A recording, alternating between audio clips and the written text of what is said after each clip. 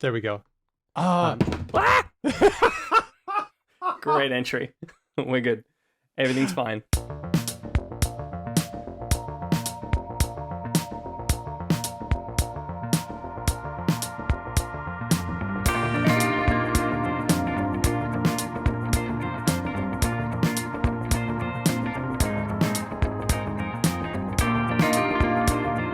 Hello and welcome to this very special live edition of Because Language, a show about linguistics, the science of language.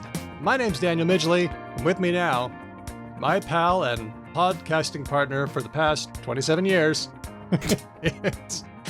it's Ben Ainsley. Ben, what's it been like doing this show for the last 41 years? I like the new game of, since I've been getting it wrong, we'll just never ever get the right number. Like, we'll say every number but the right number. That's good. I like that. I can work with that. And it's only going to get worse as the It's years been a roll wonderful on. 13 years, and I look forward to 13 happy more. Maybe for a while we'll just like really lowball it, and it'll be like 1 year. My second year is going to be so good, you guys. Sophomore effort. Let's Can't wait do for it. our second season of the show. Me too. Thank you for being here. Hedvig sadly can't be with us for this one. She is deep in wedding world. The real wedding this time. Yes, the ceremony. Does it seem like she's married the same guy 3 times? COVID has caused us, as a society, to do a lot of weird things. I feel like on the spectrum, the ranking of like weird shit because of COVID, getting married multiple times is like entry level. This is like super basic COVID weirdness. Yeah, it is, but that's a nice weirdness as well. Yeah, oh, totally. If you gotta have something weird happen, just get married a bunch of times. Nobody will know. I wish nothing but love and like affection and all the good stuff, all the gooey sentimental stuff for their like third wedding. I do wonder, and I've not had a chance to ask her this, she might be experiencing a bit of wedding fatigue by now. I'm not sure. A lot of people experience it in their first wedding, so It's by number terrible. 3. Weddings are hard, you know? Okay. But look, we have compensated, some might argue drastically overcompensated for her absence by packing in dozens of human beings to this show. Yes, they are. They are here. We are having a great time talking with our great patron friends from Patreon. We already have a great time just throwing around topics on Discord, talking about language and social things and stuff. They bring us so many great stories and words that sometimes we like to have them all on and tell us about their stories and news in their own words. So that's what this episode is about. It's a potluck episode. If I say potluck, does that mean the same thing to everybody? Does anybody else have a different term for when everyone brings a Ooh. dish? Feel free to This unmute is a yourself. fun, yeah. Yeah, tell us what it is. Or, okay, Lord Mortis says bring and share. Okay. I don't know if that's official, but or did you just make that up? Anybody else? Is it potluck for everyone? I've sometimes heard it called bring a plate as well. Which causes no end of confusion for English learners or people from other places because I've come with my empty plate. Why did they not have enough plates? These poor Westerners. Whatever is the problem? Exactly. Okay, so potluck it is. So let's get started on the new. Wait, Ben, you got to do the thing. I can't do this properly. Well, I think it is about time that we find out what's been going on in the world of linguistics in the week gone past. Oh, those beautiful words. All right, our first story comes from Lord Mortis. Where are you, Lord Mortis? Unmute yourself and... Getting my things ready. There you go. There you go. I'm organising my shit. Give me a second. Very good. Nice to see the two of you. Let's see. So, new emoji. What's going on? We always love when the new emoji pop in. Yeah, so I read Ars Technica pretty regularly, and an article popped up that because language's propensity for emoji hijinks, I thought would be interesting. Emojinks. Emojinks. And it's a list of potential new emoji, including one that caught my and the Ars Technica author's eye, a horrible goose. It's not specifically the horrible goose, but It's it not. is definitely a goose. Okay. What makes the goose horrible? I wanted to know. So there is a Australian game called Untitled Goose Game, which came out 2 years ago. Oh. And the tagline for the game is, "It is a lovely day in the village, and you are a horrible goose." Hmm. And essentially, it's been called Metal Goose Solid, or a goose stealth action game, in which you are a goose and you have to perform tasks which often cause people unrest in a village. I love having played Untitled Goose Game. I really love how appropriate and deeply unhelpful those descriptions are. Do you just waddle around and fuck shit up? Is that what's going on? Okay. Pretty much. Very cool. All right, so I've got the list here, but what, Lord Mortis, what was on your mind? Which one spoke to you? Which one do you think you'll be using? I am there. So if you look at the picture attached to the article, there is the Wi-Fi symbol down the bottom, and there was one to the left of this Wi-Fi symbol, and I have no idea what that is. The rest of them make sense to me, although Kitty and I aren't sure whether the P one is specifically edamame or just peas in a pod in general. And the article does not really go into what that specific symbol is. They do go on to say that this is like a draft set. This is like a set that they're thinking about including. It hasn't been ratified. I'm sure you would know more about the emoji process than I do. But these are prospective new emoji. I know that they're friggin' sick of it. They don't want to do it anymore. This is for version 15 of Unicode, and they've got 31 new emoji characters. That's not many. I think it's the smallest one that they've ever recommended at any given time. I do, for some reason, I want to say that unknown symbol is something having to do with the Sikh religion, but I'm not. I could be getting that totally wrong. No, it immediately fired off something for me as well, and I was trying to figure out in my head: is it Baha'i? Is it some kind of Persian? Is it Zoroastrianism? I feel like it is a religious symbol of some kind. Help us out, people. We're really flailing here. We should get this right. Help the dumb whiteys. There's the vibrating face or the shaking face. That I think that one's gonna be, so in the proposal they have it like it could represent shaking in anticipation or excitement. I can't wait to see you. It could be disorientation. It could be emotionally shaken. I am shooketh. Having just consumed a coffee, I feel like a lot of people are going to use it for overcaffeination. That's a good point. Sorry, Ben, do you get shooketh over coffee? Like, I don't, but yeah, I don't at all. But I feel like it's at the point now, sort of pop culturally, where even though most people don't have a sincere or severe reaction to coffee and caffeine, we just all kind of claim we do. Like when you're on your third or fourth cup of the day, you'd be like, oh, I can't have another coffee because I'll start shaking. I don't, and I could have another cup of coffee. What I'm really saying is I would prefer not to have another cup of coffee now. I can have 3 coffees and go to sleep. Yeah, well, you are American. You guys have a different relationship to the coffee. Yeah, but I used to be Mormon. I had a really, really weird relationship to coffee. True. Anyway, other emoji that are in this set, high fives. I'm so glad that this hands together emoji is now unambiguously prayer, and we will have real high fives emojis. A moose head, a ginger root. Everyone loves that one, except me. Maracas, the Wi-Fi symbol. Can't believe we didn't have a Wi-Fi symbol. A jellyfish, and the aforementioned horrible goose. I want to be clear to our listeners as well. It's just a goose.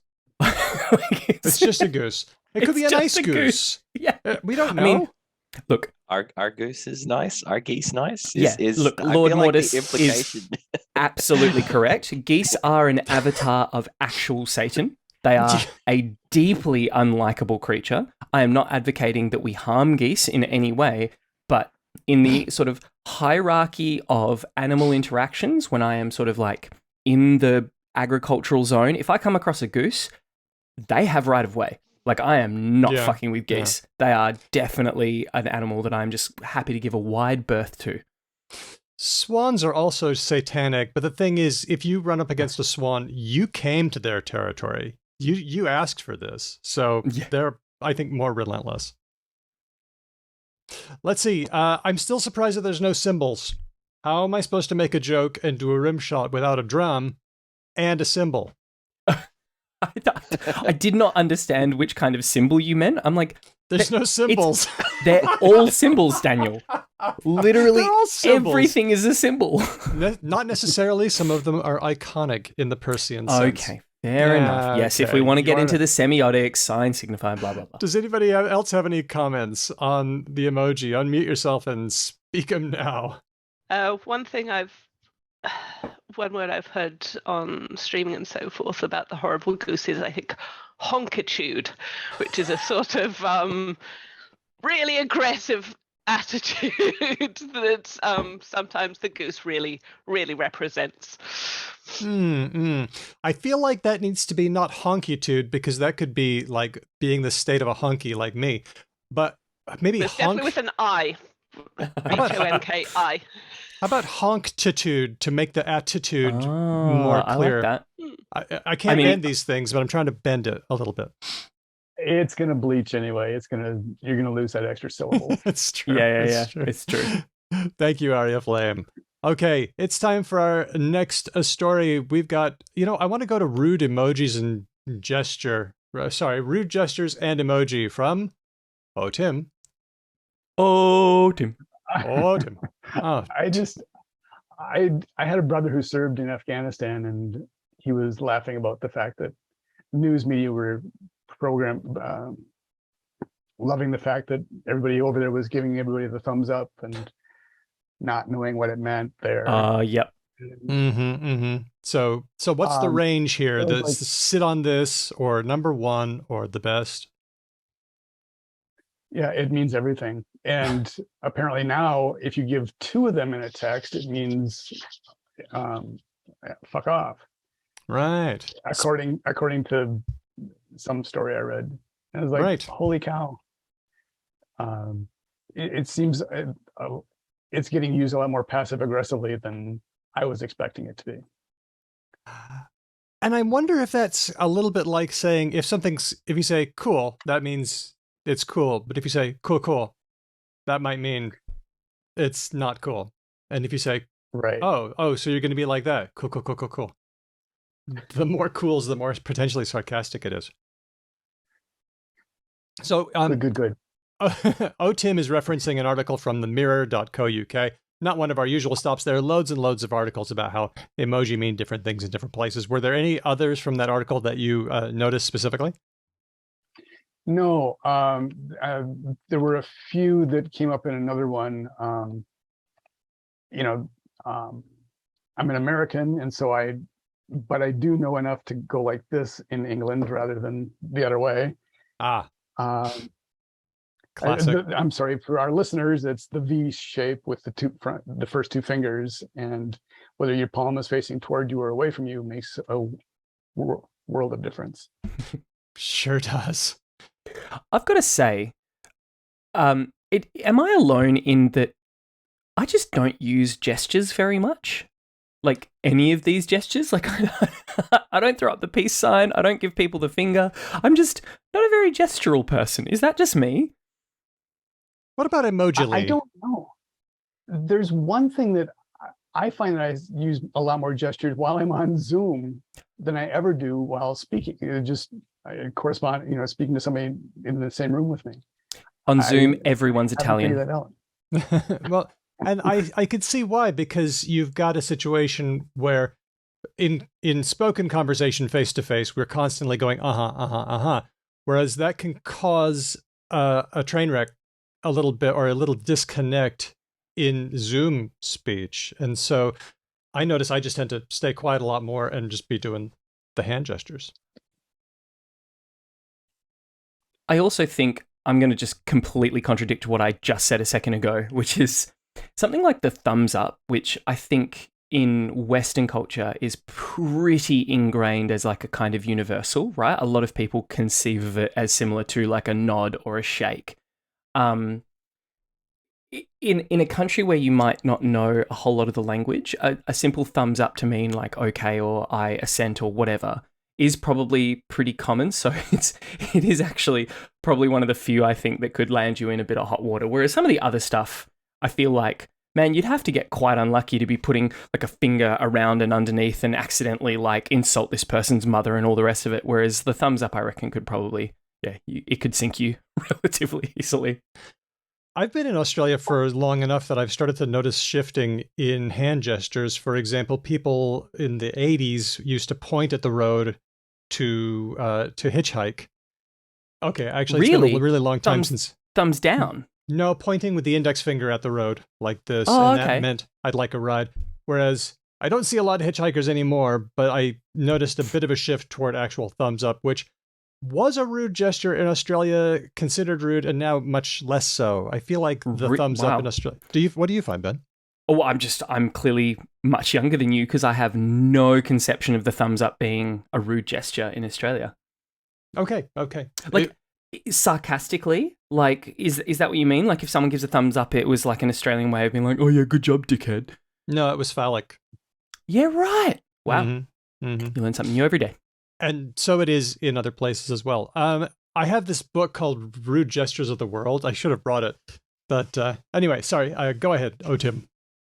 Well, I was just going to say, too, another article that I read indicated that thumbing a ride in Asia, rather, will tell the cars to keep on going.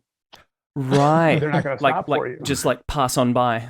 Keep going. You get out of here. I'm not, Yeah, I don't need help. I don't know what's happening. I'm the worst hitchhiker ever suddenly.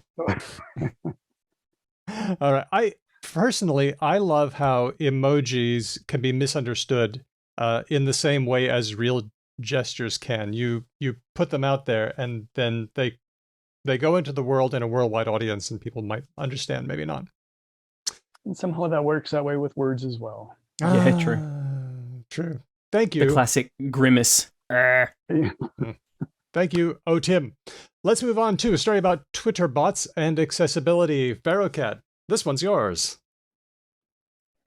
Yep. Okay, so I found this one while on Twitter, so I guess that makes sense. Basically, Twitter has added an alt text feature, but it wasn't always easy to see if a picture had an alt text or not. So some users created this Twitter bot, which would troll through the picture, and if it had an alt text, it would just post it. If it didn't have an alt text, it would kind of post, say, look, there's no alt text here. And it was kind of like a nudge for people. Hey, there's no alt text here. Can you add the alt text, please? We can't read this. Yeah, I thought it was pretty neat anyway. Yeah, that's depending really cool. Depending on what your client is, you might see the alt text button or you just might not at all. Yeah. But I think the alt text button is also a relatively new one, so it didn't always exist on even on the Twitter website or the Twitter official app, so that's pretty new as well. I mean, there's less use for the bot now than there used to be, but some users have said they're still finding it quite helpful, especially as like a prod to get people to add an alt text when there isn't one. Yeah, I like that. I like that sort of what I can't help but feel like, and I'm not at all trying to denigrate the people who made this bot because I think they did a really cool thing, but it almost feels like pester power in marketing, right? Like when ads would target kids and then basically be like, pester your parents until they buy this thing for you. It feels like that. It's just like, hey, do an alt text, do it. Do the thing. I like it. It's effective. This is from an article. The article that PharaohKatt is talking about is by Mia Sato in The Verge, and it's got another little tool that got invented. It's the alt text reminder. What it does is if you sign up for it, like I just did, it sends a private message to you if you post an image without posting alt text. Now, the funny thing about this article is that the two tools that have been mentioned are now both obsolete because Twitter now does this itself to, I think, everyone. If you post a message, it'll nag you about alt text, just like the alt text reminder bot will. So I just looked through the alt text reminders feed, and there was a message from alt text reader, the other one, saying, hey, welcome to the list of obsolete Twitter bots having to do with accessibility. But even though the features have been incorporated in Twitter itself, I'm still using them both just as a little reminder, just as a little nag to help me remember that accessibility matters. I like it. There's also people volunteering to do alt text, and they find images and then they do alt text, but there's a lot of churn there because people burn out. It's a nice thing to do, but hopefully with all these tools, there's a lot of pictures on the internet. Oh my goodness.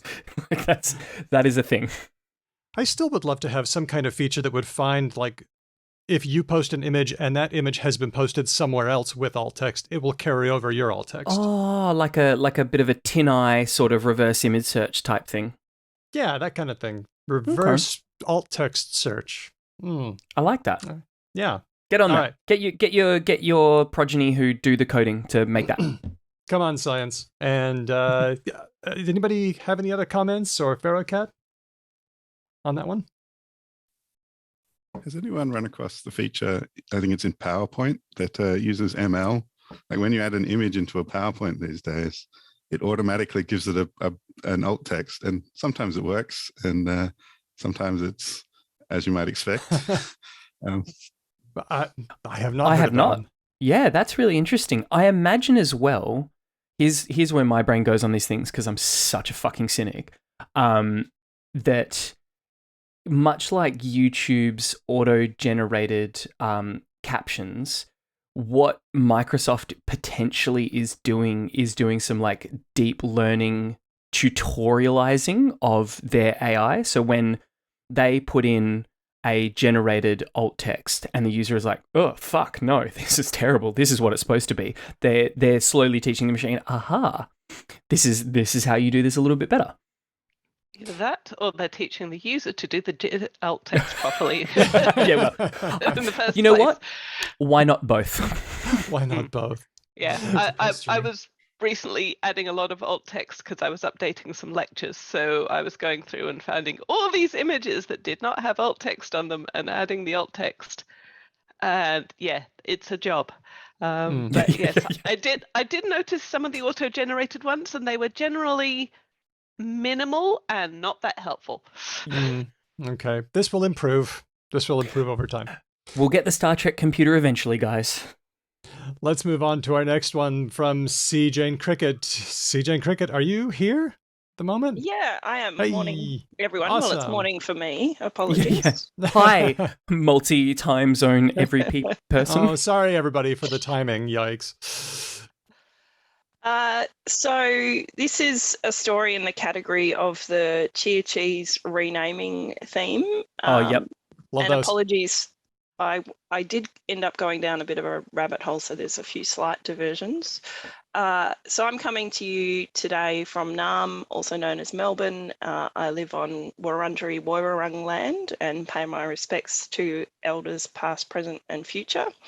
And just want to say up front, I'm not Indigenous and have no special knowledge in this area, but was reading about that, and I think it's a really important part of our connection and reconciliation processes. One of the things I love about this particular renaming is it seems to have come from a proactive approach. So the council, local government area, they'll also be known as shires and counties in other countries to the north of me, pointing in a podcast, very helpful. It was previously known as Moreland, and it is now being renamed Mary Beck, which in the Woiwurrung language means rocky country. One of my diversions is that I was really excited to discover or rediscover, because it's possible I knew this and just forgot it, that Woiwurrung is one of the languages where Woi means no, so it's named after how it's they a say note. no. Yeah. I noticed that. We talked about the no languages in an episode of Talk the Talk quite a while ago. Yeah, so Boonwurrung is another one of those in the same region. So the reason it's been renamed is that Moreland was originally named that in 1839 after someone basically came and took the land and named it after a slave plantation in Jamaica that his ancestors had owned. Oh, it's like a double nested awfulness. Yeah, it wasn't. Carry it over. It wasn't officially named that until 1994, when the state government under, guess who, Jeff Kennett, merged a whole bunch of councils to form the new city of Moreland, a throwback to the colonial name for the land. Right. I was trying to find where the renaming impetus came from, and I don't really have a source for this, but the then Moreland Council were in a process of reconciliation with the local Indigenous people, and it seems to have come out of those conversations, which I really like. So it doesn't come from outrage or a social media campaign or anything. It's actually being brought to them by the Wurundjeri Woiwurrung elders, who gave the council 3 options for a new name. Wa Dam Book, meaning renew, Marybeck, meaning rocky country, and Jurang, meaning leaf of tree. So Marybeck, they did various consultations and a vote, which they seem to have managed fairly well because they didn't get any nonsense options, meaning, so rocky country came, or Marybeck came in at 59%. Only 6% of people voted for no change at all. So I think Wow. it's actually a great story. Nice. Wow. 94% of the people in the area wanted to change the name, and it's come from a proactive position of reconciliation rather than a sort of outrage, acknowledging that sometimes outrage and attention is how you get things changed. And I just wanted to finish with a quote from the mayor. The name of the city is of fairly important significance and symbolism to the city, and if it's excluding somebody, why would you want to keep it? Which is also just such a great common sense approach. So there you go. The area to the north of me is now Marybeck. Nice. I really agree with you, the idea that like we're starting to see systems begin to change. Look, and I don't want to overblow it, right? Like we don't want to, the worst thing, not the worst thing, but like a not great thing to do is to go, oh, look, they've changed this name. Like, let's dust our hands off. All good, done. right? But I completely agree with you, the idea that there is some level of systemic and iconographic change that's taking place without people having to like piss and moan for years and years and years and just burn themselves out saying the same thing over and over and over again until finally someone goes, oh, maybe we could change the name. And then all of a sudden it's like, oh, yay, they changed the name. Meanwhile, the people who did all the work are sitting there being like, yeah, overnight success, no worries. And it sounds like, if you sort of read between the lines of what you were just saying, it sounds like it probably just came to light in the procedure of a reconciliation process, right? Like the council went, we are going to engage in a reconciliation process. And in that process, the traditional owners went, well, I mean, you change the name to one of these two things. And the council were like, bloody great idea. Okay, let's do it. That's awesome. That's exactly how a good reconciliation process ought to work, I imagine. Does anyone get the impression that maybe Marybeck was the winning option, possibly because it also started with M? Like I looked at the 3 options and I thought, which one of these could I remember? And I found that if I was going from Moreland to Marybeck, that's less of a jarring sort of switch. I just wonder if the first letter had any salience there. That's just a guess. I did wonder about that. And actually, I was out with a friend recently in that region, and she went to say the name, and she said Marybeck, and then was like, "Is that right? That sounds like the right one." And I was like, "Yeah, because it's got the same." I couldn't remember the specific word, but I could remember that had the same sounds in it. So, yeah, just enough to start Do you you mind? off. What were the 3 choices again? I'm hearing Mary Beth, and I know it's not that, and I'm just wondering if that was part of the why it's more familiar to us already, because it sounds like a name we already recognize. Yeah, I was thinking the same thing because it's got Mary in it for sure. What were the other 2? The other 2 were Wa Dam Book and Jurang. I'll put them in the chat. I've got the spellings, and they very helpfully came with pronunciations as well. Oh, nice. Yeah, the more familiar, the more similar sound. I mean, it's just kind of the way we're wired. I mean, I should be able to remember somebody's name if it sounds super different from the ones I'm used to, but it's hard sometimes with Marybeck. You know, it's got the Mary in it, which you could reanalyze incorrectly as being English. I reckon Jurang would have been able to fly pretty easily as well, simply because it's familiar in a different way, because we've got so many places that still do have Indigenous names sort of all across, especially rural Australia. I think Jurang, it certainly sounds quite familiar to me. Like I feel like maybe there's already a place called Jurang, possibly. Just another piece of context, apologies, but the Merry Creek. So I'm trying. It's got that Australian schwa in it, but it's Merry, Merri. I'm pointing again because it's just over there a couple of blocks, but flows through this whole region of Melbourne and down into the Yarra. So the Merri in Merribeck is the same word. And so for a lot of people, it's also associated with the region. So that's another association that'll do There it. we go. Yeah, That'll that'll do it. definitely do it. Definitely. That'll get her done. Well, that's great. I'm really pleased to hear that that's happening, and without a lot of people being weird about it. So that's awesome. Thank you, seejanecricket. Really appreciate that. Okay, now we are going to hear one from Lena, who isn't in the chat right now, but she did send us a recording via SpeakPipe. So I am going to share a thing. Here I go. Okay. This is about name change as well in the wonderful world of cookery. Hey peeps, it's Lena from the Discord. So I just wanted to talk about renaming of some cookies. In the Netherlands. I'm not Dutch myself, but I've lived here for almost a decade now. So the other day, I went to the grocery store and got myself some cookies, as you do. And I saw some cookies on the shelf, and they were called Jodenkoek, which means Jew cookies. Doesn't even mean Jewish cookies, because that would be Joodse koek. And I was kind of confused, and I had been listening to a bunch of the early episodes about the renaming stuff, so I decided to look them up a bit more online, and apparently those kind of cookies have been around for a long time, like at least since the 1880s. Some other sources say like 1740.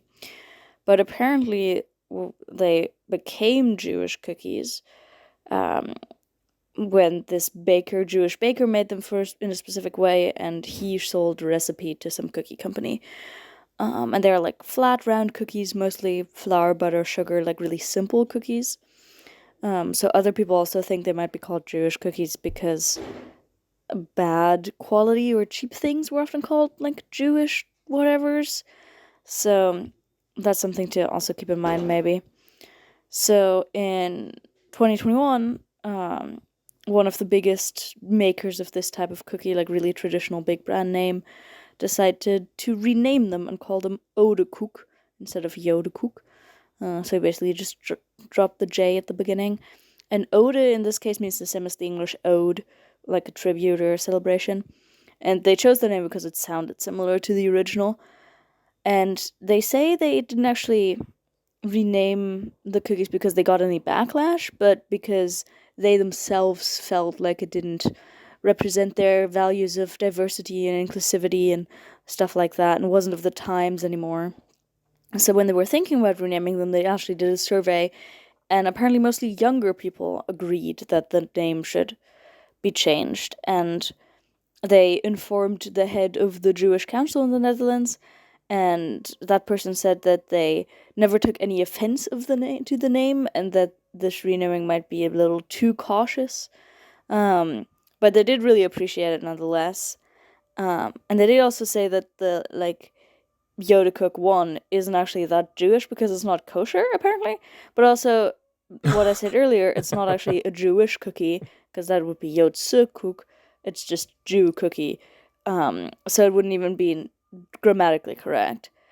And apparently there's another company who's been thinking about renaming those cookies as well. And they're still in the process of doing it, but they say they have only had one question about the name in the last 2.5 years, so who knows.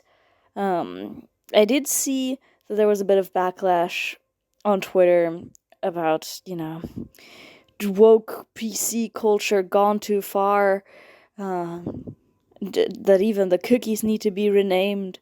The original name is still out there a lot, all of the generic brand supermarket versions still have the same old Jodenkoek name, and I don't feel like there's enough cultural animo to change any of that. It doesn't seem like people are getting offended about it, and if even the head of the Jewish Council says it's nice that they want to be inclusive, but this name hasn't bothered us. I don't know if it will actually change, but I can't wait to hear what you all think about that and the whole renaming process. Okay, so that was from Lena. I'm sensing a theme here that some of these things are coming about not because of external pressure, but just naturally as more and more things change. Maybe it's gaining momentum. I want to ask if anyone in our Discord is like fluent in Dutch, because I have a question about Dutch and the usage of the Dutch language. Do we have any Dutch speakers, like fairly nuanced, understanding Dutch speakers? Nope. Gonna give it a second.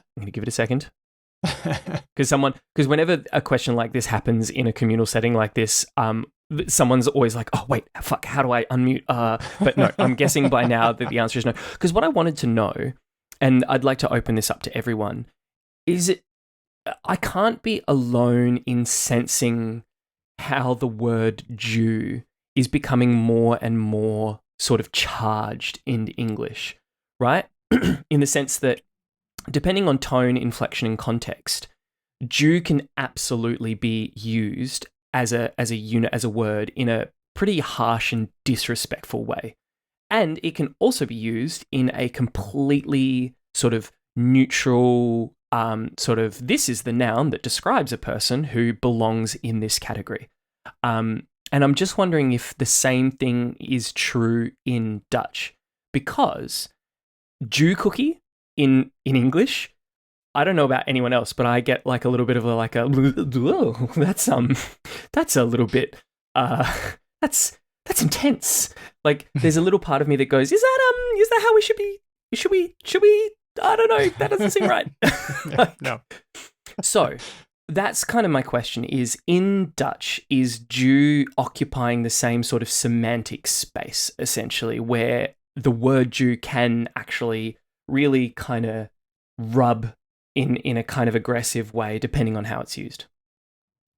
But no one can answer that question, so I've just been talking to myself for like 3 minutes. If I can comment, I think, Ben, not to do a live fact check, because again, I'm not a historian or anything, but I think actually we've been lucky enough to live in a brief period of history where Jew hasn't always had a negative connotation in our life experience. Yeah. Based on what I have read, mainly fiction, for a long time, you know, you think of Merchant of Venice in Shakespeare's time, for example, it has had that connotation. And even I could hear the allusion in English anyway, and I don't know enough about Dutch to know, but anti-Semitism is international, so I imagine it's the same. I've been trying to think of if there's another analogy, because there are some people and cultures you associate with being stingy or cheap. So Scots, for instance, can have a reputation of being stingy, but it doesn't have nearly the same level of negativity and bias and weight of history, I suppose, behind it, from my perspective. Ariaflame? Let me get you. Yeah. Yes. Sorry. Yes, I'm originally from Scotland, though you cannot tell that from my accent. I am fully aware of this. This is what happens when you grow up in a navy town. You get a very neutral BBC British accent. Okay, so let's see. The other thing that I noticed about this was that having a name that's kind of similar to the one that you just had, like Cheer Cheese, for example, you know, that helps people to cling on to the new name and can facilitate. So maybe that's something for renamers to think about, that if you can find something that's kind of similar, kind of analogous, it helps. And another thing to sort of, I think, probably acknowledge, and I'm sure many of our sort of patrons who are here with us today and many of our listeners are aware of this, but some people might not be, is that like many countries around the world, the Netherlands is going through sort of a period of inward sort of reflection and analysis of some of their cultural practices, which are pretty fucking problematic, to do with like Christmas and blackface and a bunch of other things. Holy shit. So I'm not trying to sort of like sort of rule one way or another, but just provide the context that in the Netherlands, there is a conversation that's been happening about how you refer to other cultures in a way that is respectful and not harmful.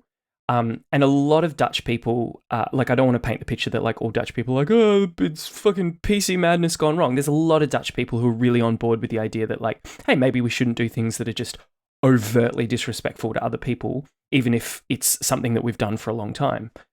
So that context probably matters when we look at this idea of a company sort of maybe really jumping forward and trying to be quite proactive about this thing, almost to the point where people from that community are like, it wasn't a problem, but okay, cool, no worries. There is a larger context around that in the Netherlands, which is why some of that stuff might be happening there specifically. Thanks to Lena for that. And I suppose I should say what I always say when it comes to renaming things. We can't just rename things and call it done. We need to be aware that there's only so much you can do with language as far as racism and sexism in a profoundly racist and sexist culture. Just changing the words for things won't necessarily get you all the way there. But I think we're in the middle of an exciting period of change where people are really looking at the way we use language. Hey, that's what we do. To look at how we refer to people, the exonyms, the endonyms, how are, product names, team names, how are we portraying other people? How, it's a question it's a tale as old as time. It's been with us since Beauty and the Beast. How do we refer to people? How do we relate to people who are different from ourselves? We don't like what we don't understand. In fact, it scares us. So the fact that we're in this moment only where we fucking you would figure out how to bring a musical theater into this fucking shit. Oh my God. It's not even in my range. Gaston is very anyway. So I'm glad that we're in this moment where we can push this along and maybe do some good. So thanks, Lena. All right, now we're over to Ditte talking about language, neuropsychology, and cognition. Ditte, you're a neuropsychologist. Could you tell us about what you do?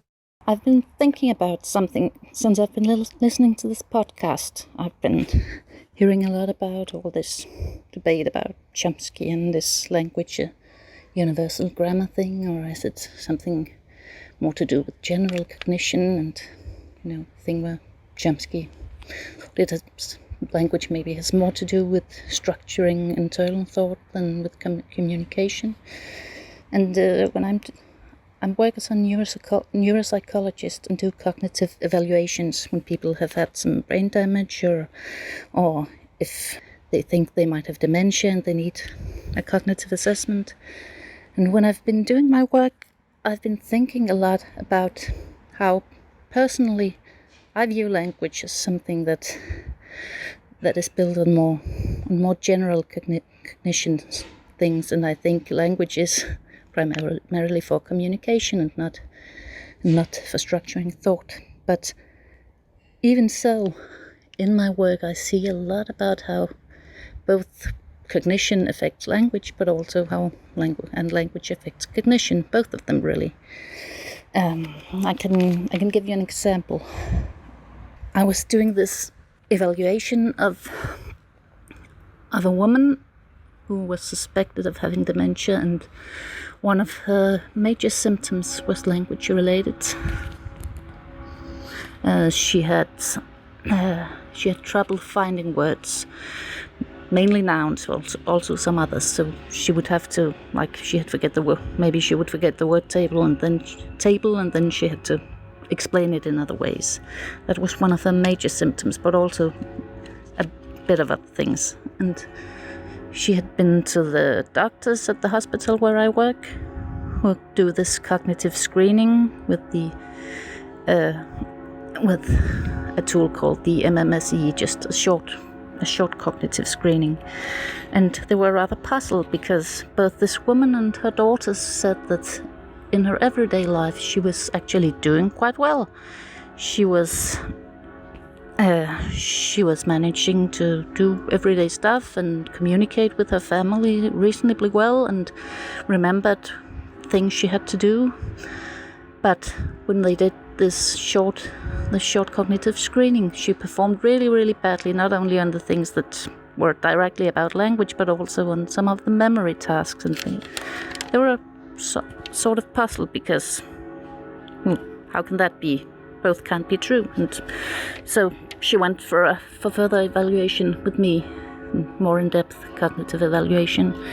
And what I found was that she could remember things well, but it was really blocking things for her when she couldn't put it into words, when she had just some random list of words, something that didn't mean anything to her, that didn't have a context for her, then she couldn't think of other words to describe them if she couldn't find the words.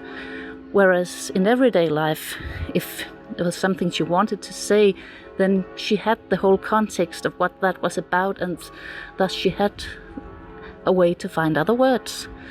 And I did, among other things, a little task that's meant to make things more like everyday, where you ask the person to remember something, but you are telling them they have to pretend that we're going to the supermarket together, and these are the things that we want to buy, and we had have a little chat about that, and she performed perfectly well there. She could remember them because we had this little talk, and that meant she had said stuff like,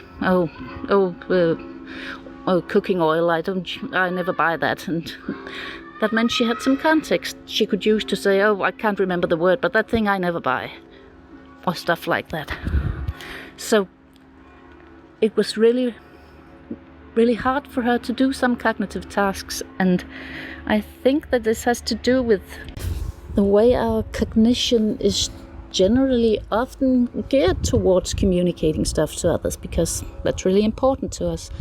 And that means that if we do things like memorizing random lists of words and such, we don't do that to use that in internal thought. We do that with the intent of later communicating it to someone else.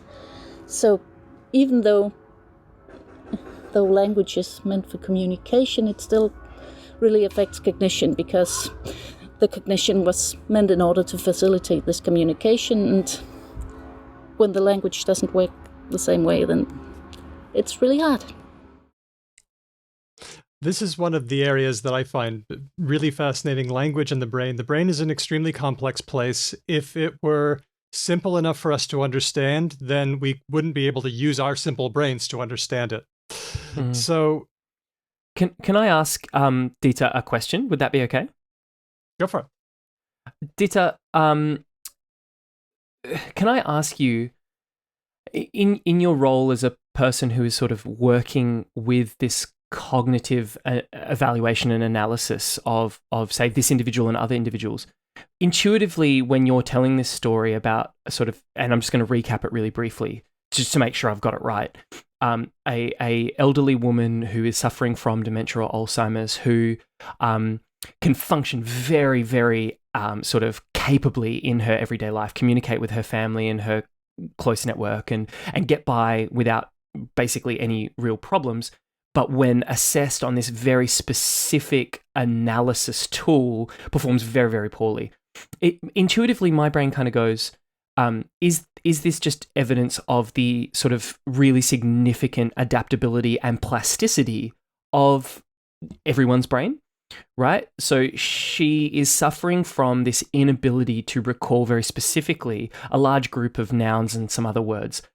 But when given the opportunity to kind of stretch her cognitive legs, for a terrible kind of metaphor, she actually has a lot of really helpful and capable workarounds that allow her to navigate around these voids in her memory. Is that kind of what you are seeing happening, or is there something else at work? Yeah, partly that, but also I think it shows that something about the limitation of the tools we use.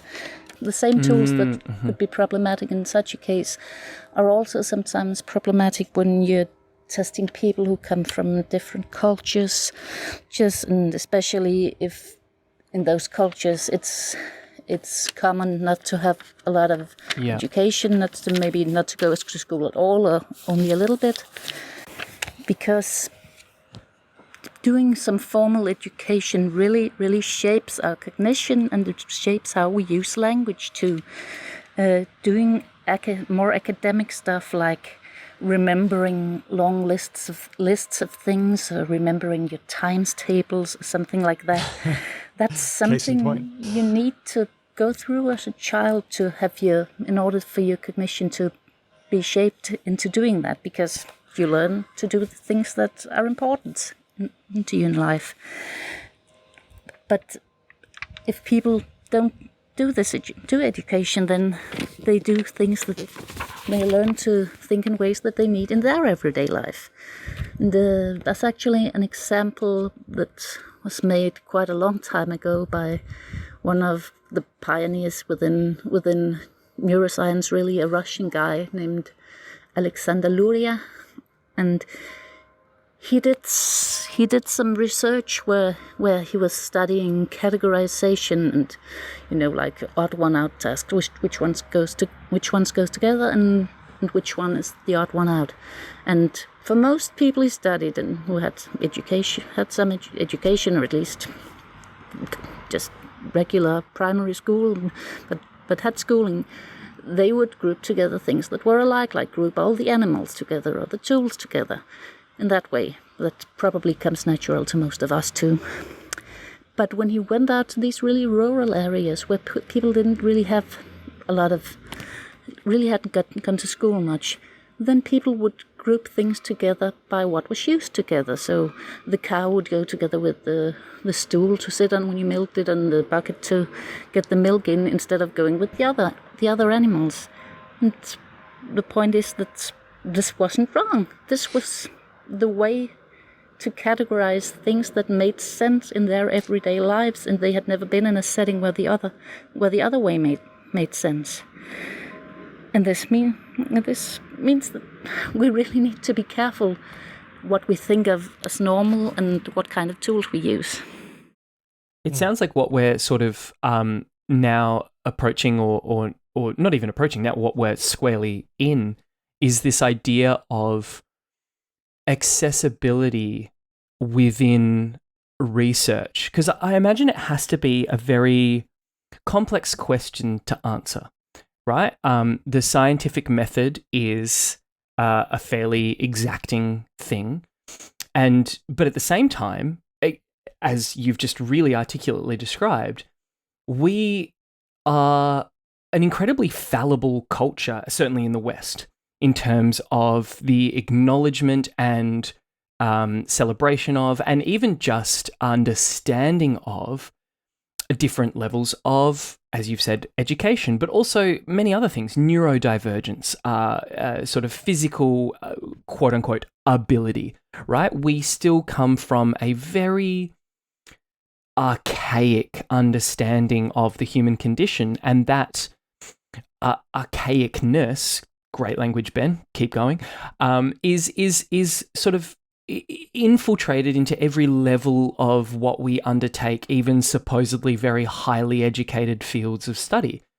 I think it's a really interesting idea of how we dismantle and understand better exactly what you've described, right? So a person from a rural background who is categorizing different from us doesn't lack the ability to categorize. They do it differently, and we need to understand that if we are to assess those people. Yep. Within neuropsychology, there's actually some work being done in order to develop more cross-cultural tests that work across cultures, or at least only have a small bit of cultural bias. And that's great for neuropsychology, for those evaluations, and even though we still need more of those, but as long as you're studying people in some way, where you need to take these things into account in the tools you use. And I think that's really important. Okay, thank you for bringing that issue to us, and thanks to everyone who has brought things so far.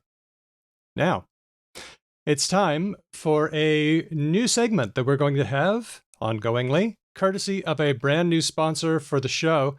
I teased on Discord that we have a new sponsor, so it's time to reveal who it is. Folks, I saw you press something and I was like, is he cueing an actual drum roll? Is that what's about to happen? I'm so glad you didn't. Thank you. No, I would just stick a drum in chat, drum emoji in chat, right? Folks, it's the Oxford English Dictionary. What? The definitive record of the English language. They got in touch, we worked it out, and it's a real honor to have them roll with us. So, instead of this segment being an ad that we read, which would be really boring, this segment is going to take the form of a game, and we want you to play along. Yes. Hedvig's not here for me to destroy, so obviously this game is suboptimal, but I will enjoy it nonetheless. Yeah, but nonetheless, we want everybody to participate as well in the form of a poll. I've got a poll all queued up and ready to go. What's going to happen is the game is related or not. I'm going to give you 2 English words, and you have to tell me if they are related or if the similarity between them is merely coincidental. To find out the answer... Oh, sorry, Daniel. I ruined your please. Spiel. One of our Discord patrons, when I floated the idea of this game being called Yeah or Nah, very, very appropriately checked me and said, now, if we were going to use it in Australian English, it would be Yeah Nah or Nah Yeah. I'm confused now. Oh, it's the other Ben. It's the not host Ben. Sorry, thank you, Ben. Yeah, Ben very properly was like, "Oh, bro, your lack of Australianness is showing."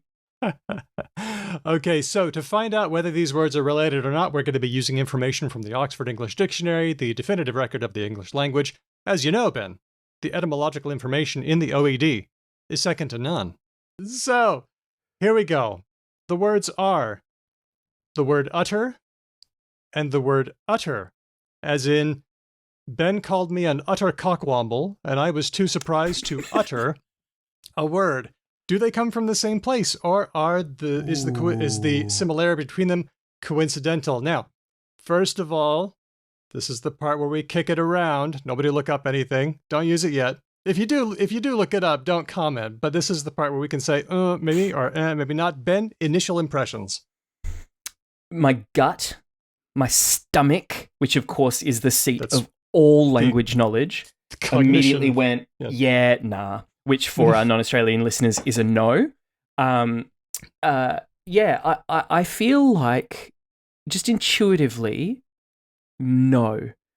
Because English has pilfered so much from so many places, I reckon this is an example of one thing being, I'm going to say, Scandi, right? So like a Viking kind of loan word type situation, and then something from a completely different sort of linguistic tree. I reckon there's two families that have ended up being like similar.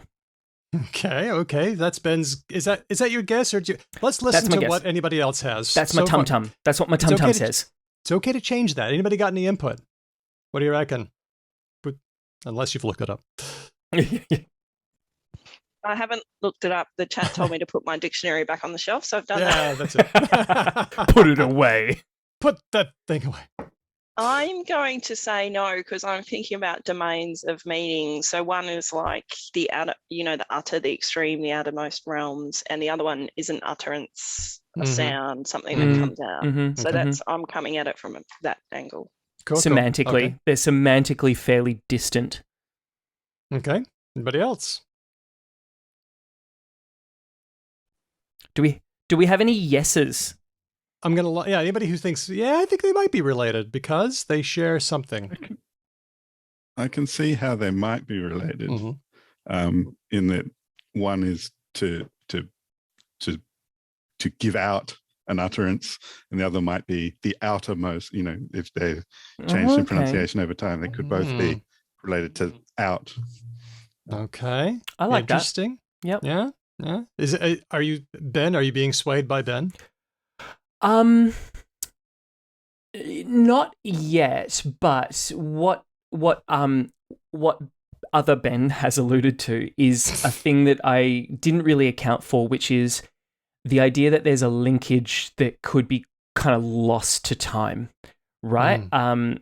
Like the idea that your name is related to like midges, right? You know, Yes. like this, like biting gnat insects. The idea that that linkage exists is just super. Like, I would never have guessed that. So I'm allowing for the fact that I am stupid and not very knowledgeable about history. Let's put up the poll, and everybody except Ben, feel free to vote. There we go. Votes are rolling in. Oh, it's neck and neck. Look at Oh, this. yes, no is winning. But only by a hair. Yep. Okay, 12 people out of 13 of us have voted. It's me. It's Okay. probably me as well. It's okay. I'm going to end the poll. As you can see, 42% yes, 58% no. Now it's time for the answer. The answer is related. Oh, Ben, not the host one, should probably become the host one. According to the Oxford English Dictionary, they share the words have bounced around a little bit and they've been influenced by other words, but they do share the same origin, and it relates to the word out or ut. Utter. Ben's got it. Ben's got it. He was the way right along. on the fucking money. Wow, good Right job. there. So the utter is the outer or even the utmost. So when someone is an utter biscuit, they are the most out there form of biscuitry there is. And when we utter an utterance, we speak it out. We put it out there. Like I say, other words have contributed to both of these, but they both share out as an etymon. I'm you go. doing, like, I'm not going to do it, but I'm miming a slow clap. That was really impressive. So insane. Other Ben, not the host, wins this episode of Brava. of Yeah, No, or No, Yeah. In chat, I am noticing that there's a lot of udder related. Oh, what the hell? Let's just figure out whether udders on a cow. I think not. I think that's going to be I don't know. Milk comes out of him. Milk. No. According to Oxford, the pendulous baggy organ provided with two or more teats or nipples by which the milk is secreted in certain female animals. It doesn't seem to have out as one of those things. It just seems to be one of those, that's the word for that thing. That's what we call that thing. Maybe related to the word under? Nope, not showing up. Just there was an udar or uber. Wait a minute. Hang on. What's this? You know what? Enhance. Enhance. This is getting weird, so I'm going to stop reading that entry. Okay. But we'll play another round of this next time. Remember, for all your word-related info, that's the Oxford English Dictionary, the definitive record of the English language. Hey, thanks so much for sponsoring us, OED. And Daniel, when you got all out of sorts about me threatening to stab a bunch of people for the OED, all I can say is, proof's in the pudding, my friend. I offered my services, and they want me to stab people. So OED, you just let me know. They loved it. Who's they thought the that target? was great. Yep. I get stabby. Okay, now it's time for our words of the week, and we are starting with one from PharaohKatt. What you got?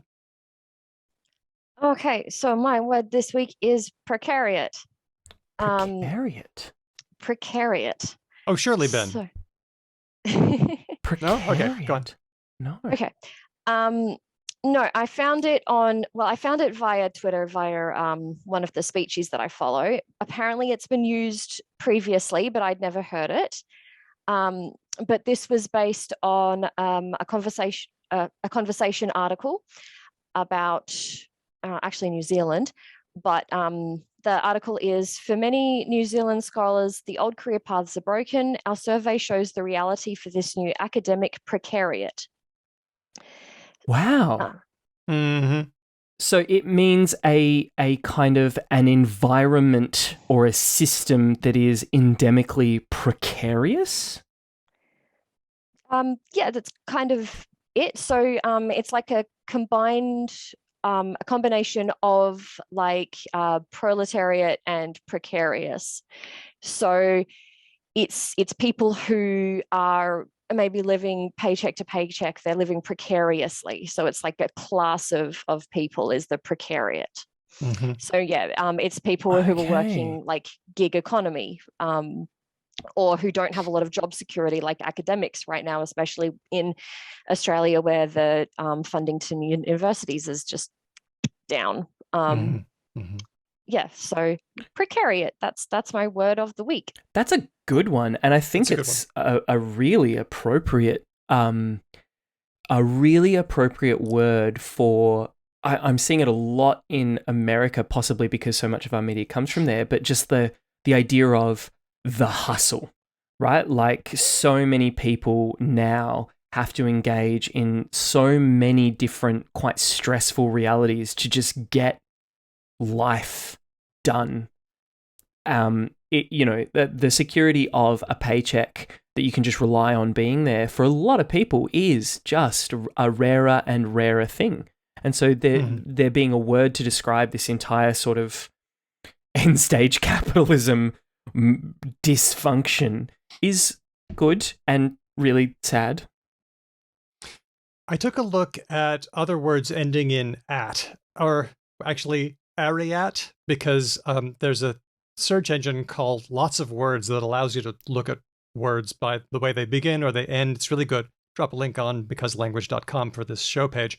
Other words ending in at were things like, of course, proletariat, punditariat, commentariat, which is cute because it's got commentary in it, the militariat, and then the salariat and the welfariat, as well as the precariat. Is triumvirate in there? Not really, is it? Not really, because it's got an E ending. And the interesting thing about that is that, according to the OED, in Old French, the Latin had words that ended in atus and atum, like the senatus and avocatus, which means the lawyers. In Old French, they ended up as at, A-T, but in English, we usually gave them an ate, like senet and advocate. But some words kept the at ending from French, like proletariat. So I think what this word is doing, precariat, is borrowing from that sense of a unified group of people who belong to a social class and the inescapability of the social immobility of getting out of that class. So I think precariat shares in that sense, and that's why this is a good way of ending that word. Very, very good word. I like it. It appears to have come, first instance in the OED is 1989 from M. Harrington in a book called Socialism, a tract called Socialism. Here's the money quote: "A precariat of casual workers, participants in the underground economy." Wow. A lot older. Yeah. 1989 that was published. So that's a good one. Okay, thank you. Let's go to the next one from Aristemo. You've got one for us. And so I do. Can you hear me? Yep. We can. Good. Okay, cool. So I came across this one pretty recently. Something uplifting for a nice change. News. This one is climate optimism. So it seems to be trending a fair amount on TikTok, and I kind of see it as a rejection or even kind of post-despair of how maybe millennials and other generations are experiencing, or considering climate change. Instead of this idea of getting stuck in or trapped in the, damn, we're all doomed, the climate's going to shit and all of that.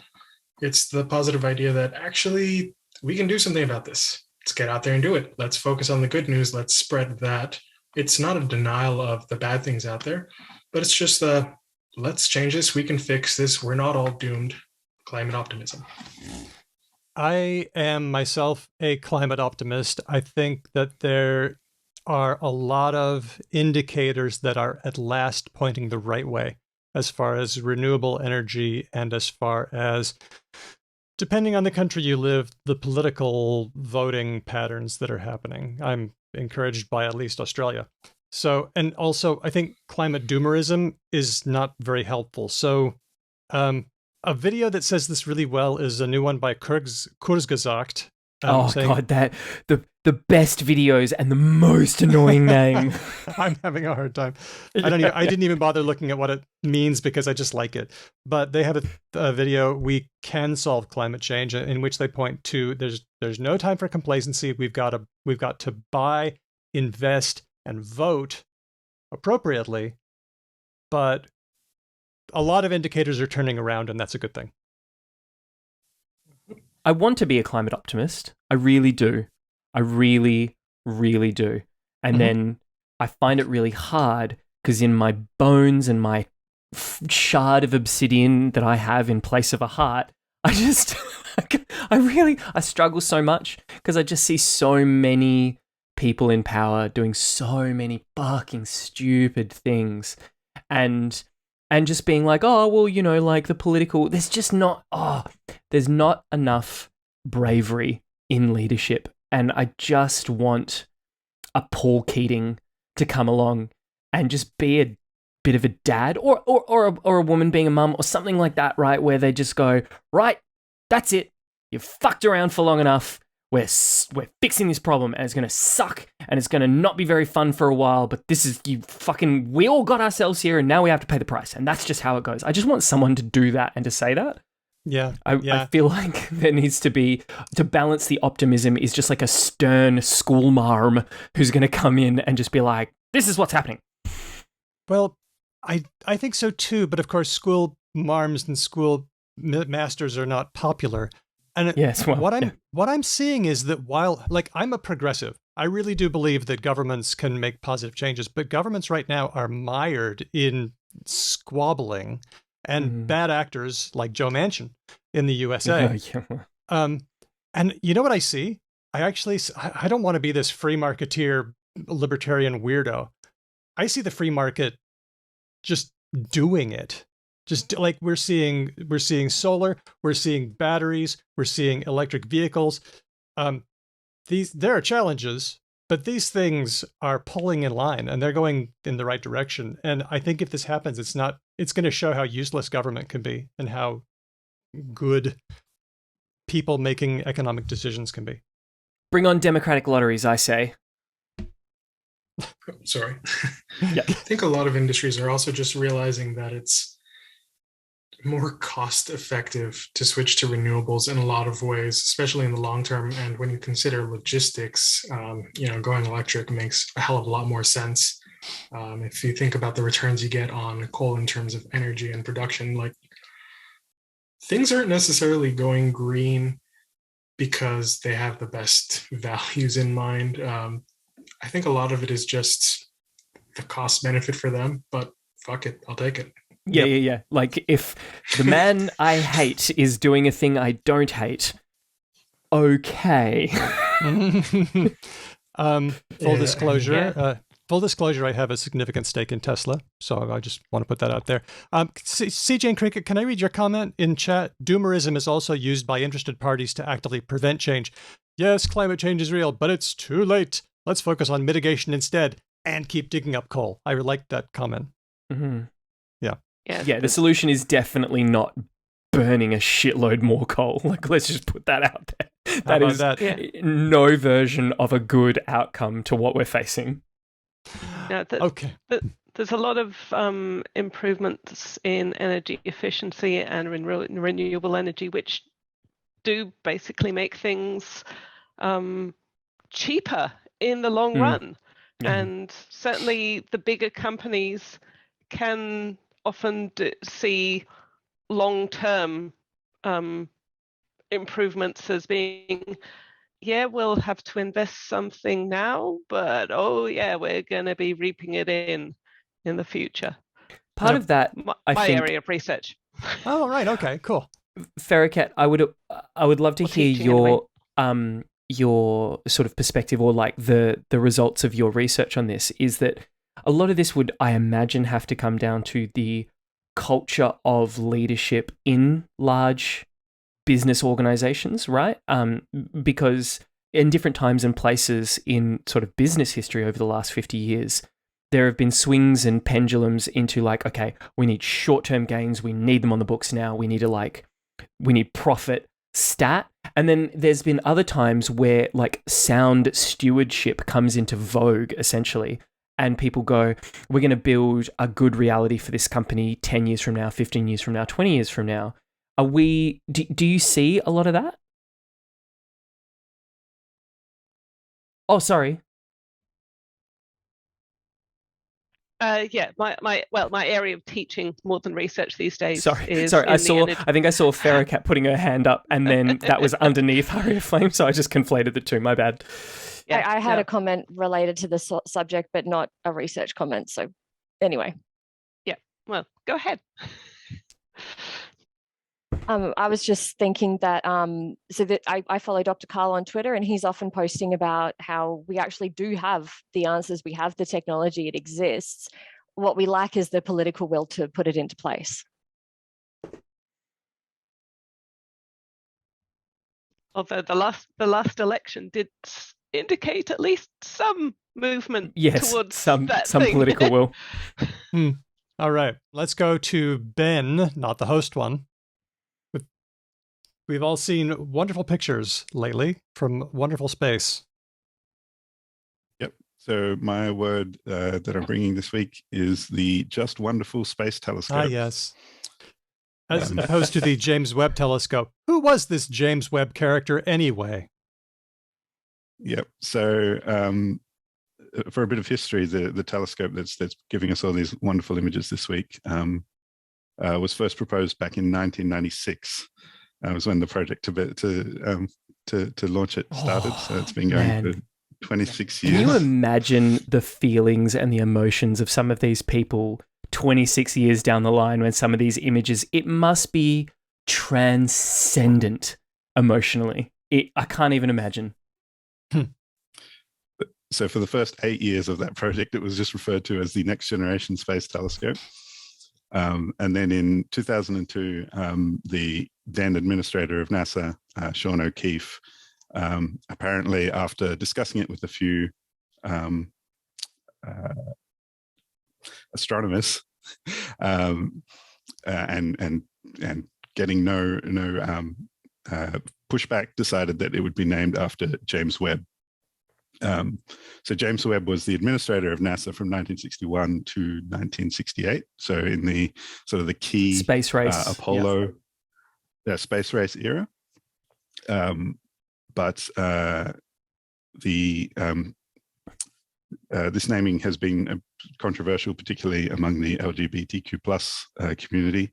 And there was an op-ed published in Scientific American last year by a group of 4 people who were drawing attention to James Webb's history, first at the State Department, where he was the second in command. And during sort of his tenure there, there were a lot of firings of LGBTQ plus people. He milkshake ducked. And then following this sort of environment at the State Department, there was a Senate committee which has been referred to as the Lavender Scare. Something I didn't actually realize until I started reading about this last night is that Joseph McCarthy was actually part of some of these committees.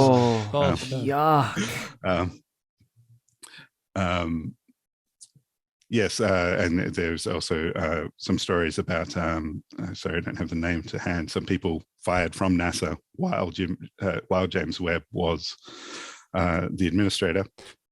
And so if you're not a fan of James Webb, you can call it the Just Wonderful Space Telescope.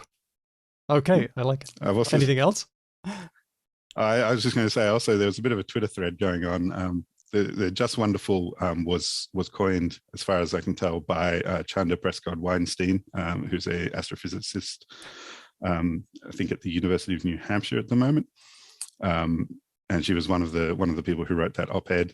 But there was a bit of a Twitter thread going on. Some other suggestions was the Jelloscope Welloscope Space Telescope. Love it. Huge fan. That's the best since Bodie McBoatface. We thought that was great. It trumps, I think. Way better. It is better than, Jelloscope Welloscope Space Telescope is delightful. Yes. Lord Mortis, what do you got? A number of science fiction awards were named after people who turned out to also be milkshake ducks. And it finally came to the conclusion where, in that community at least, I don't know who coined this, but I heard it on Galactic Suburbia, stop naming awards and things after people because it's just easier that way. Let's call them nebulas and have other heroes, kids. sciencey things. Just don't have heroes. I think that. So one thing I found after the decision was made not to rename it, this is also an executive decision taken by Bill Nelson, who's the current NASA administrator. The The former congressperson?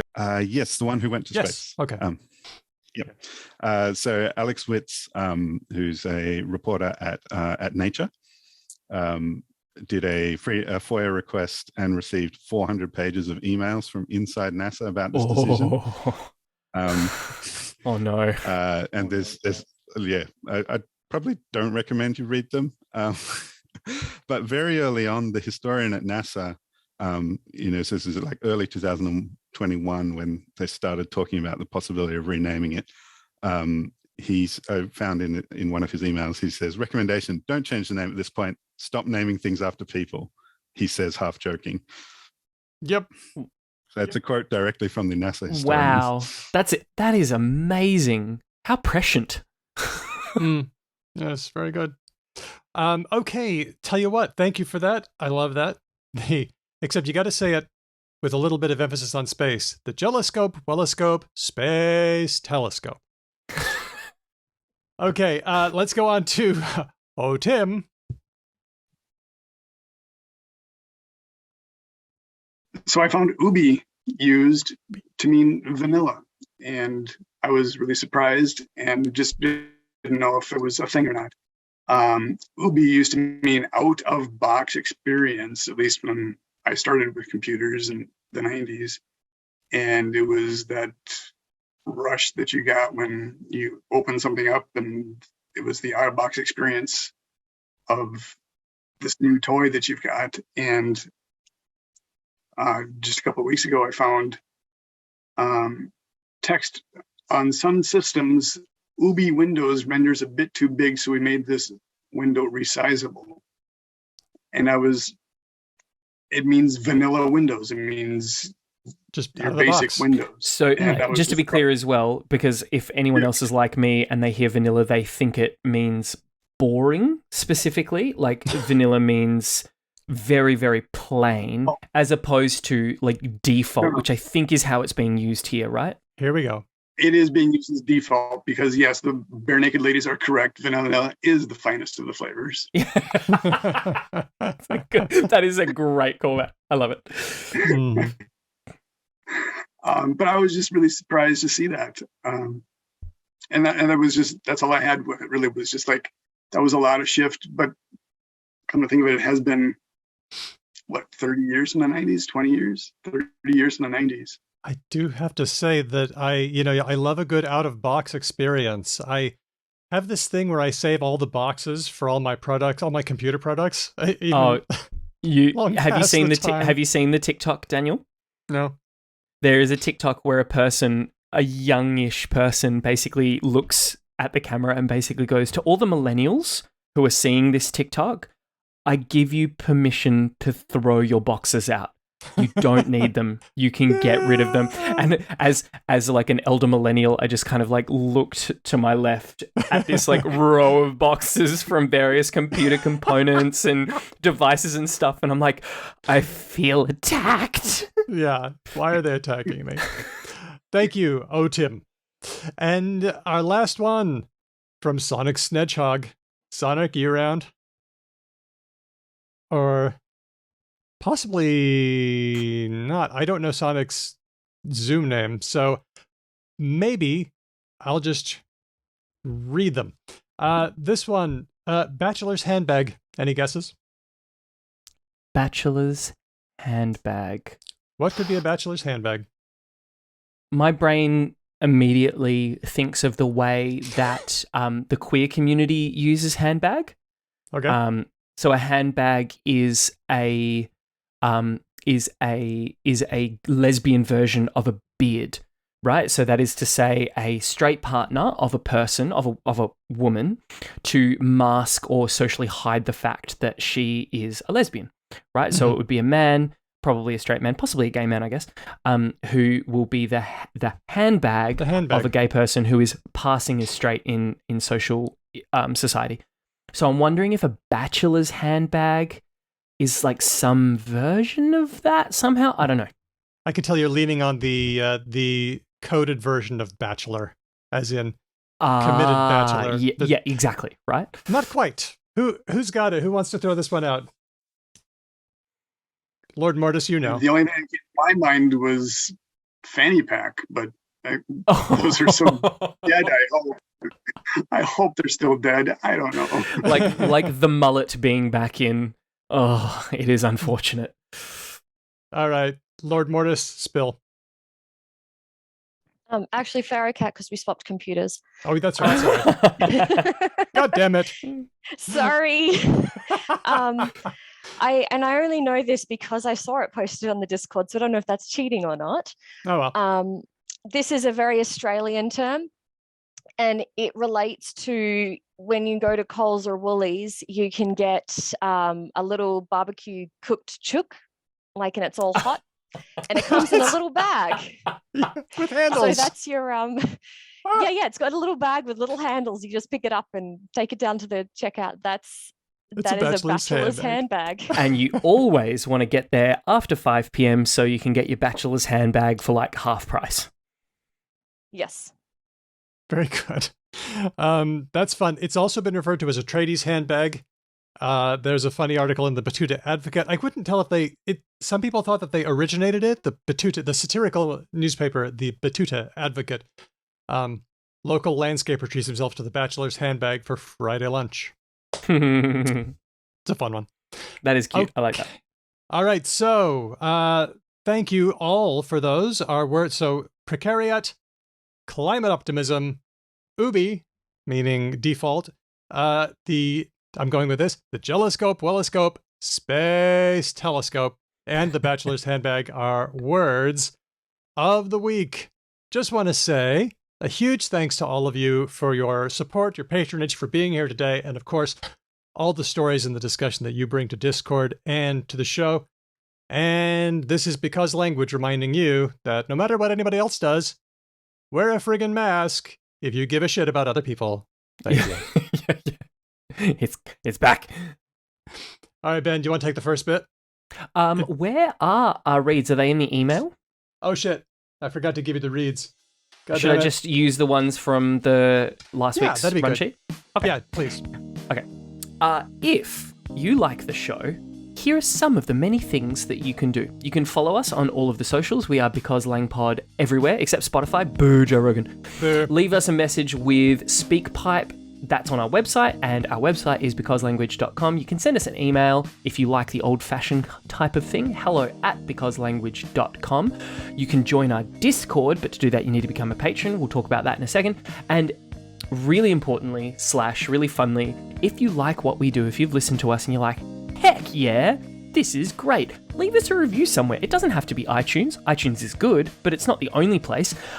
You can leave us a review in any of the many places that you listen to podcasts. I myself am not an Apple user. I use Pocket Casts. That could be one. You could use the Google Podcast app. Whatever you like. Leave us a review somewhere, and it is going to do us good. You, our patrons, make it possible for us to make transcripts so that you can read our shows and search our shows. In how many episodes have we mentioned vanilla? Probably a few, and we're going to do it more. And you can search it because of the things that patrons allow us to do. Yep, and a big thanks to the entire team at SpeechDocs. They're doing a great job on our transcripts. And a shout out to our top patrons, Dustin, Termy, Crispy, Elias, Matt, Whitney, Chris L, Helen, Udo, Jack, PharaohKatt and Lord Mortis, Larry, Christopher, Andy B, James, Nigel, Meredith, Kate, Nasrin, Aisha, Moe, Steele, Manu, Rodger, Rianne, Colleen, Ignacio, Sonic, Snedgehog, Kevin, Jeff, Andy from Logophilius, Samantha, Stan, Kathy, Rosh, Cheyenne, Felicity, Amir, the Canny Archer, Tim, Alyssa, Chris W, and of course KB, who didn't just lightly tap the one-time donation button on our website Because Language, she smashed it. Gravhammer style. That's right. Our theme music has been written and performed by Drew Kaplyanov, a member of Ryan Bino and of Ditte's Bible. Thanks for listening and for coming here. We'll catch you next time. Because Language. Everybody wave. Well Thanks all. done. That was great. Now let's see. It's possible that it's unlikely, but possible that my Zoom will crash because it used to happen in the early days with this laptop, but it hasn't happened for a really long time. So if the whole session comes crashing down, Give me a couple of minutes to restart. I'll dump a new link in Discord under the live patron EPs. But I think we're pretty good to go. We're recording.